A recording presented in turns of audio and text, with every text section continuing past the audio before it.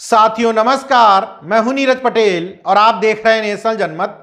पाखंडी बाबाओं की शरण स्थली बन चुका है मध्य में फंसा प्रदेश, मध्य प्रदेश। उसी मध्य प्रदेश के छतरपुर जिले के बागेश्वर धाम का एक पाखंडी बाबा है धीरेन्द्र कृष्ण शास्त्री। महाराष्ट्र के नागपुर में जब ये राम कथा करने गया तो उसको रोकना था 5 जनवरी से लेकर के 13 जनवरी तक, लेकिन ये बाबा 11 जनवरी को ही नागपुर से उल्टे पैर वापस आ गया। ये कहना है महाराष्ट्र सरकार द्वारा जादू टोना के खिलाफ बनाए गए कानून के जन जागरूकता अभियान के लिए बनाई गई एक समिति के सह अध्यक्ष श्याम मानव का। उनका दावा है कि धीरेन्द्र कृष्ण शास्त्री का नागपुर में जो कार्यक्रम आयोजित किया था, उस कार्यक्रम में दिव्य दरबार शब्द लिखा था, और दिव्य दरबार का मतलब जादू टोना टोटका, किसी दैवी शक्ति के नाम पर पैसा लूटना। और जो महाराष्ट्र में जो ये समिति काम करती है, महाराष्ट्र सरकार द्वारा ही ये समिति बनाई गई है, इसमें कड़े कानून भी हैं, जल्दी जमानत भी नहीं मिलती है। इसी कानून के क्रियान्वयन और जन जागरूकता फैलाने की जिम्मेदारी क्योंकि श्याम मानव के पास है, तो उनका कहना है कि उन्होंने इस अंधश्रद्धा के खिलाफ पुलिस में कंप्लेंट की। बार बार शिकायत पहुंचने के बाद बागेश्वर धाम वाले धीरेन्द्र कृष्ण शास्त्री तक यह सूचना पहुंची और वहां के स्थानीय आयोजकों ने उसको खिसकाने में ही वहां भलाई समझी। बात यहीं पर खत्म नहीं होती। श्याम मानव ने तथा कथित ईश्वरीय और दैवीय शक्ति रखने वाले धीरेन्द्र कृष्ण शास्त्री को सीधे सीधे चुनौती दी कि अगर तुम्हारी हिम्मत है तो दैवीय शक्ति प्रूफ करके दिखाओ, मैं तुमको 30 लाख रुपए भी दूंगा, और अगर तुमने प्रूफ कर दिया तो तुम्हारे चरणों में गिरकर जीवन भर इस अंधश्रद्धा उन्मूलन समिति के लिए काम नहीं करूंगा। धीरेन्द्र कृष्ण शास्त्री दैवी शक्ति का प्रमाण तो नहीं दे पाया, लेकिन 13 जनवरी को खत्म होने वाले कार्यक्रम में 2 दिन पहले ही 11 जनवरी को वहां से खिसक गया। श्याम मानव को सुनिए। और 13 तारीख का कार्यक्रम होने के पहले ही 2 दिन वो चले गए। इसका मतलब साफ है कि वो नागपुर से भाग गए। में उन्होंने जो दिव्य दरबार लगाया था उसमें वो काफी चमत्कारों का दावा करते हैं, जैसे कि उनका दावा है कि वो अपने भक्तों का नाम अपने आप पहचानते हैं, उनके पिताजी का नाम पहचानते हैं, उनकी उम्र बता सकते हैं। इतना ही नहीं, उनका मोबाइल नंबर बता सकते हैं। इतना ही नहीं तो अपने भक्तों के घर में जाकर कौन से रूम में, कौन से अलमारी में कौन सी चीज रखी है वो भी पहचानते हैं। हम राह देख रहे थे कि इनका दिव्य दरबार हो, ताकि नागपुर में इसी बाबा का, ये धीरेन्द्र कृष्ण महाराज का दिव्य दरबार हो रहा है। दिव्य दरबार में उन्होंने इस ढंग से दावे किए हैं तो कानून भी लागू होता है और हमको कहने का अधिकार भी प्राप्त होता है कि भाई आप ऐसे दावे करते हो तो सिद्ध कर बताए। 90% करेक्ट अगर रिजल्ट देते हो, 100% का हमारा आग्रह है। हालांकि ये दिव्य शक्ति है, इंसान से गलतियां होती है, दिव्य शक्ति से तो कोई गलतियां होने की गुंजाइश नहीं। इसके बावजूद 10% आपको छूट है। 90% अगर 2 बार आप रिपीट करते हो, रिजल्ट देते हो, तो आपको अंधश्रद्धा निर्मूलन समिति अखिल भारतीय का 30 लाख रुपए का प्राइज मिलेगा। ये आह्वान देने के बाद में उनके सामने चारा क्या था, क्योंकि लोगों को लगता है कि उनमें दिव्य शक्ति है, लेकिन उनको मालूम है कि मैं ठगी करता हूं, दिखता है साफ। दूसरी बात, ये कमेटी की ओर से, जिसका मैं नाम ले रहा था, जादू टोना विरोधी कानून, उनके तहत उन पर गुनाह दायर करने की रिक्वेस्ट मैंने ऑलरेडी यहाँ के जो प्रमुख दक्षता अधिकारी होते हैं, एसीपी क्राइम, उन तक दी है। पहले 8 तारीख को दी। जो बाहर के जो वीडियोज हैं जो ऑलरेडी यूट्यूब पर उपलब्ध है, उसके आधार पर इनका जो दिव्य दरबार हुआ उसके आधार पर दोबारा कंप्लेंट 10 तारीख को दी। तो पुलिस को यह मैंडेटरी है, ये गुनाह दाखिल करना ही होता।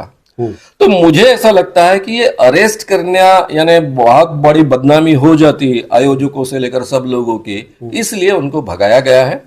श्याम मानव बताते हैं कि महाराष्ट्र सरकार द्वारा बनाई गई ये समिति धर्म या ईश्वर के खिलाफ नहीं है, लेकिन बीच के जो बिचौलिए माल कमाते हैं, धर्म के नाम पर धंधा बना चुके हैं और ईश्वर की दैवी शक्ति, ईश्वरीय शक्ति, दिव्य दरबार, प्रेत दरबार के नाम पर माल पीटते हैं, लोगों को मूर्ख बनाते हैं, उसके खिलाफ जरूर ये समिति काम करती है। इसलिए महाराष्ट्र सरकार के ही जादू टोना टोटके के खिलाफ बनाए गए अधिनियम drugs and magic remedies act के तहत मैंने कानूनी कार्रवाई करने के लिए पुलिस में शिकायत दर्ज करवाई थी। इसी की जानकारी होने पर बागेश्वर धाम वाला यहां से खिसक लिया।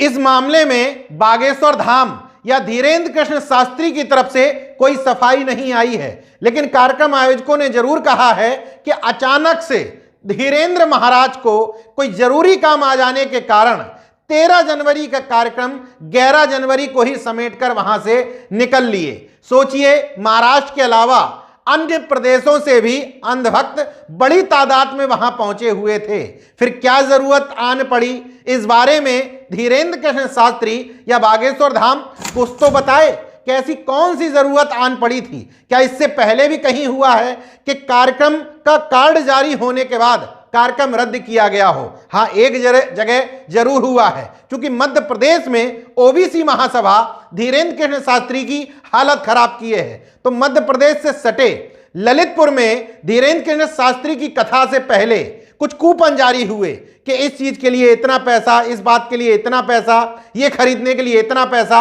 धर्म के नाम पर लूट का रेड कार्ड जैसे ही सोशल मीडिया पर वायरल हुआ, वैसे ही धीरेन्द्र कृष्ण शास्त्री ने ललितपुर जाना कैंसिल कर दिया था। अब यह दूसरा प्रकरण सामने आया है। तार्किक और वैज्ञानिक सोच रखने वालों के लिए इस तरह की खबरें संजीवनी की तरह हैं। जिनको लगता है कि देश में पाखंडी पाखंड है, उनको समझ लेना चाहिए कि अंधश्रद्धा के खिलाफ वैज्ञानिक और साइंटिफिक टेम्परामेंट के लिए लड़ने वाले लोग आज भी हैं, उसके लिए कानून भी बने हुए हैं। अगर आप पूरी जिम्मेदारी और तर्कों के साथ लड़ते हैं तो धर्म के नाम पर की जा रही इस लूट का भंडाफोड़ कर सकते हैं। नेशनल जनमत अंध भक्तों से यही सवाल करना चाहता है कि आपका तथाकथित दैवी चमत्कार करने वाला बाबा, एक वैज्ञानिक चिंतन रखने वाले व्यक्ति श्याम मानव से डर करके क्यों भाग गया? मान लीजिए किसी काम से ही गया था, तो उससे पहले चुनौती तो दी गई थी, उस चुनौती को स्वीकार करते 30 लाख रुपए के लिए ना सही, लेकिन उस चुनौती को स्वीकार करके अंधभक्तों को यह साबित तो करते कि कोई दैवी शक्ति होती है। धीरेन्द्र कृष्ण शास्त्री जैसे पाखंडी समय समय पर लोगों को बताते हैं कि इस दुनिया में ईश्वर की मर्जी के बिना कुछ नहीं होता। अपने कार्ड में लिखते हैं कि इतने बजे से कथा शुरू होकर के हरि इच्छा तक चलेगी, मतलब खत्म भी हरि की इच्छा से हुई है, क्योंकि वो तथाकथित भगवान ये नहीं चाहता कि उसके और उसके भक्त के बीच के ये बिचौलिए धर्म के नाम पर लूट का अड्डा चलाएं। अगर उसमें इतनी ही ताकत होती तो वो श्याम मानव जैसे लोगों को मंत्र फूंक करके उनके दिमाग पर कब्जा कर सकता था, उसका दिमाग पलट सकता था। लेकिन अफसोस की बात है कि इस तरह की कोई चीज एग्जिस्ट ही नहीं करती। सालों साल से धर्म की अफीम खा करके आप बैठे हैं, उससे आपका दिमाग पूरी तरीके से कैप्चर हो चुका है, इसलिए सोचने समझने की क्षमता नष्ट हो चुकी है। वरना देश का संविधान भी आर्टिकल 51A के जा के तहत देश के नागरिकों से यह अपेक्षा करता है कि मानववादी, वैज्ञानिक और तार्किक दृष्टिकोण देश की जनता और सरकारों में पैदा करना है।